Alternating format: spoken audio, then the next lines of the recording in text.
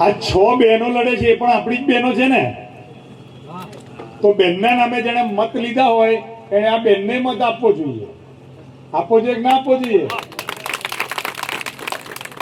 અને બેનના નામે જેને મત લીધો હોય એને બહેનોને ફાયદો થતો એનો વિરોધ તો ના જ કરવો જોઈએ. કરવો જોઈએ? પાછળ બહેનો બેઠી છે, એમને પૂછું છું, કરવો જોઈએ? ના કરવો જોઈએ. તારીખ 16, 17 ને 18 દેશની સંસદમાં નારી વંદન અધિનિયમ બિલ રજૂ થયું. એ બિલમાં લોકસભામાં 33%, વિધાનસભામાં 33% બહેનો ચૂંટાઈને જઈ શકે અને બહેનોનું પ્રતિનિધિત્વ વધે, એટલા માટે દેશના યશસ્વી વડાપ્રધાને એ બિલ રજૂ કર્યું. નરેન્દ્રભાઈ જ્યારથી મુખ્યમંત્રી હતા ત્યારથી નારી સશક્તિકરણનો એમનો મંત્ર છે. નારી તું નારાયણી કહેનારા નરેન્દ્રભાઈ એવું માને છે કે જ્યાં નારીની પૂજા થાય છે ત્યાં દેવોનો પણ વાસ હોય છે. એ નારીના હક માટે મતદાર યાદીનો 50% ભાગ,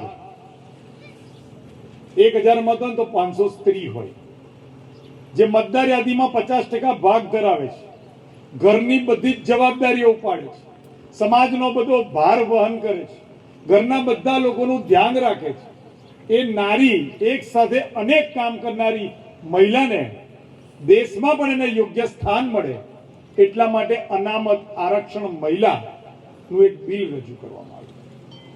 2023માં બિલ મંજૂર થયું, પણ સરકારને એવું લાગ્યું કે આમાં સ્ત્રીઓની સંખ્યા જે પ્રમાણમાં આવવી જોઈએ આવશે નહીં, માટે એની સીટો વધારી અને નારી શક્તિનું વધારે મહત્વ, વધારે પ્રતિનિધિત્વ વધે એના માટે 16, 17 ને 18માં એ બિલ સંસદમાં લાવવામાં આવ્યું.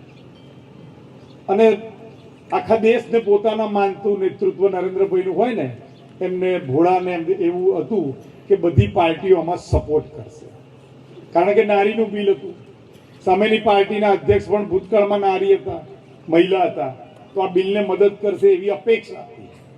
અને શરમજનક વાત છે કે અહીંથી જે આપણા આદરણીય બેન સાંસદ છે એમના સહિત આખી કોંગ્રેસ અને એની બીજી બધી જ પાર્ટીઓએ એ નારી બિલનો વિરોધ કર્યો.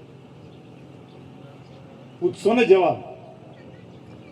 પૂછશો કે નહીં કે એકલા તમને સંસદમાં જવાનો અધિકાર નથી, અહીંની કાલ અવર કોઈ બીજી દીકરી પણ સંસદમાં જઈ શકે છે?